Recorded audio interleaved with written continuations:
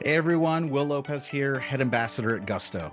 If you're watching this video, my hope is that you've gone through all the other videos explaining the Form W-4. If you skipped ahead to here, you might have missed something important, so I recommend going back to the other videos first. But if you've gone through them all, I'll just leave you with this quick recap.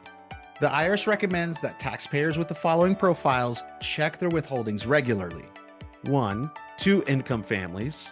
2. People with 2 or more jobs at the same time or who only work for part of the year. 3. People with children who claim credits like the child tax credit.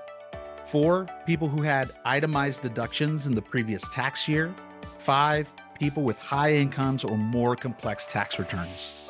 Finally, if you fill out a new Form W-4, be sure to submit it as soon as possible. You'll want the adjustments to take effect sooner rather than later, so the right amount of taxes are withheld from your paycheck for as much of the year as possible. The Form W-4 doesn't have to be confusing. Hopefully, this guide and a collection of W-4 resources will help you avoid any surprises at tax time.